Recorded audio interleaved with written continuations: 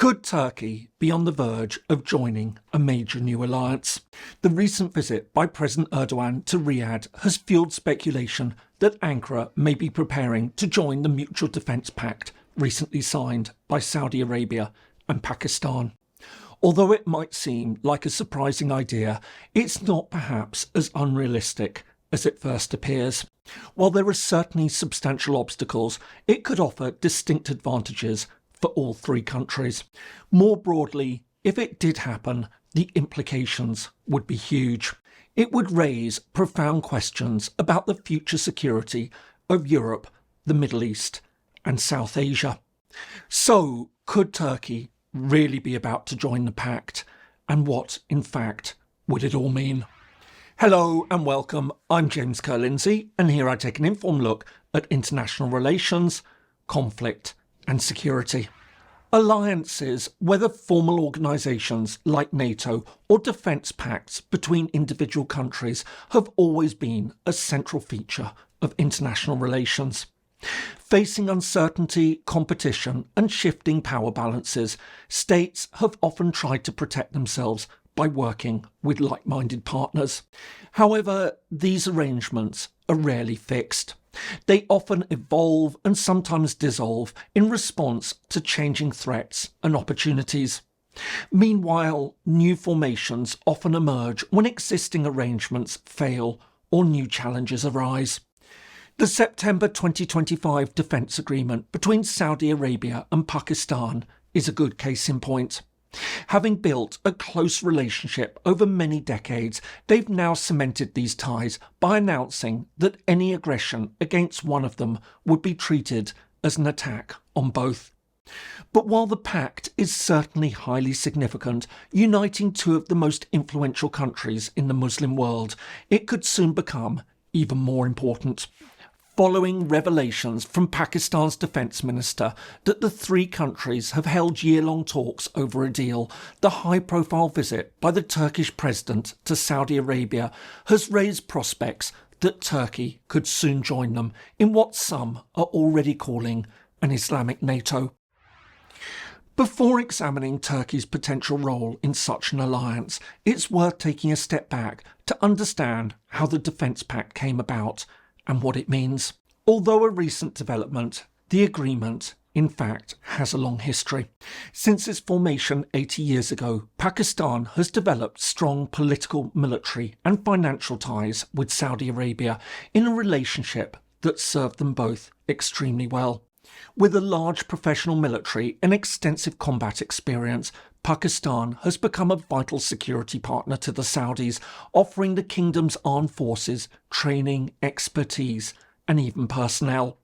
In addition, although never explicitly stated, its nuclear capability is undoubtedly regarded as a valuable additional factor.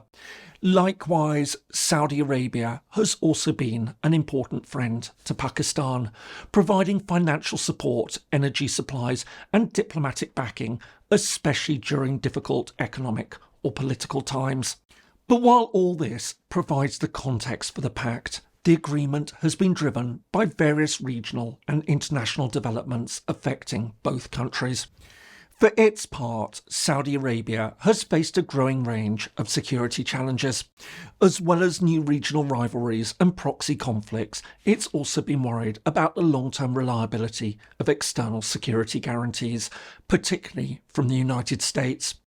At the same time, Pakistan has faced its own problems, as well as questions about its long-standing ties to China, which has been improving relations with its arch-rival India. Islamabad is also worried about whether it can rely on the traditional security partnership it's enjoyed with the United States. In this regard, a closer defence alignment made sense. It allows them to both hedge against increasing regional and global uncertainty while offering clear advantages.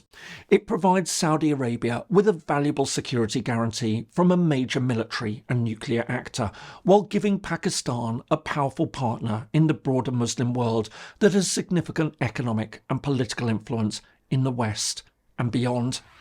But while the bilateral agreement between Pakistan and Saudi Arabia may be logical from a historical, strategic, military and even economic perspective, how in fact would Turkey fit into the picture?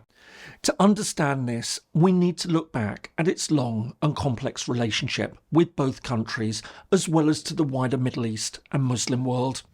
Following the collapse of the Ottoman Empire, the newly created Republic of Turkey initially distanced itself from its imperial past. Founded on secular and nationalist principles, it prioritised westernisation over continued engagement with the Middle East, including Saudi Arabia. However, after the Second World War, things began to change as decolonisation and the Cold War shifted international relations.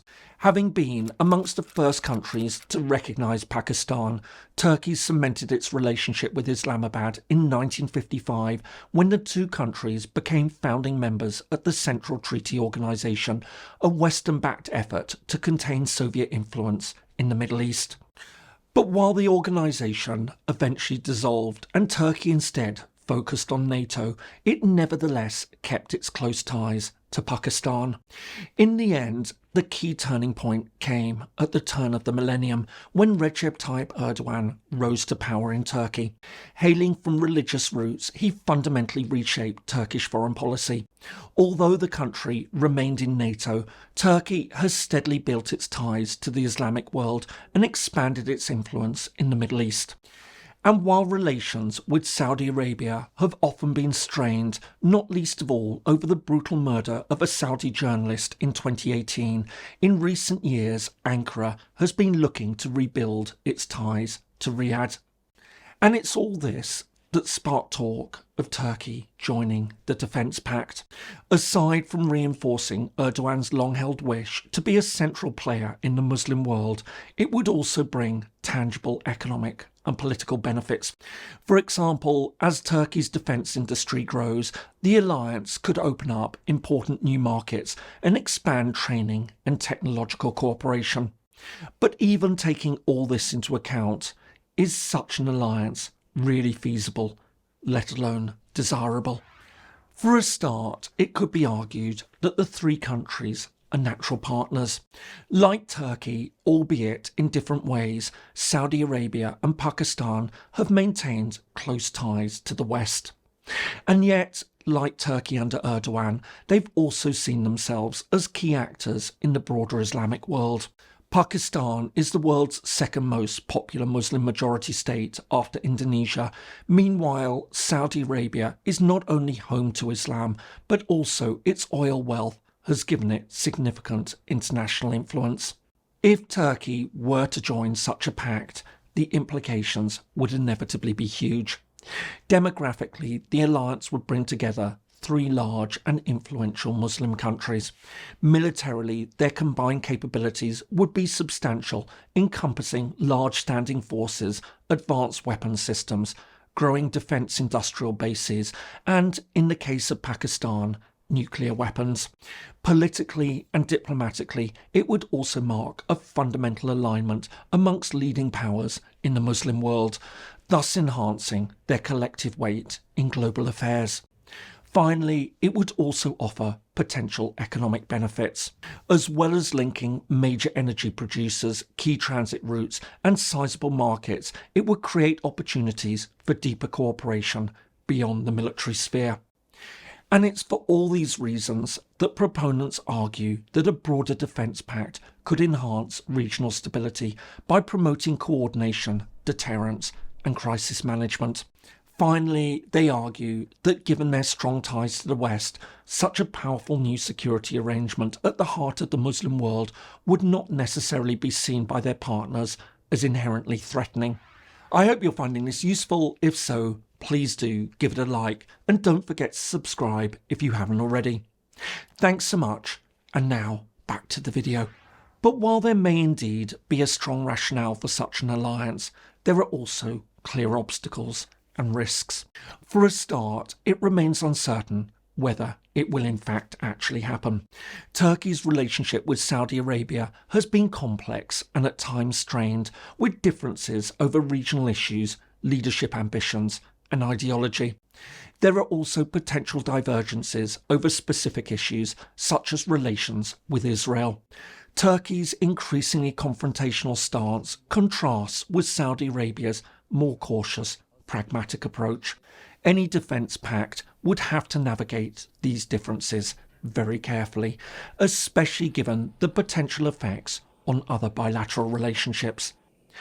Similarly, it's unclear how a formal alliance with Saudi Arabia and Pakistan would conflict with Turkey's NATO membership. What would happen if Turkey were attacked while defending Saudi Arabia or Pakistan? Would its partners be obliged to step in? And what if Pakistan and India go to war? Would Turkey really fight on Islamabad's side? These issues would need to be resolved, especially as regional rivals might see an extended pact as a direct challenge, leading to competing alliances and new arms races. For all these reasons, an expanded pact may in fact increase the risk of future conflict in the Middle East and South Asia, with potentially unwelcome implications for Turkey's Western partners. Ultimately, whether Turkey does in fact join the pact remains to be seen. While Pakistan has seemingly confirmed that a deal is being worked out, other recent reports suggest that it won't happen. Indeed, even if there is a certain grand logic to it, any such arrangement will depend on a complex array of interests and strategic calculations.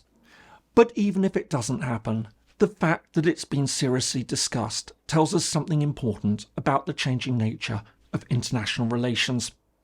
As countries like Turkey, Saudi Arabia and Pakistan face a more uncertain world and the old assumptions about partnerships with the West no longer hold, there's going to be growing talk of new such configurations. Conversely, if they do choose to formalise their cooperation, what can be said for certain is that their choice will have the potential not only to shape their own security, but also the future peace and stability of other partners and allies across several critical regions. I hope you found that useful. If so, here are some more videos that you might find helpful. Thanks so much for watching, and see you in the next video.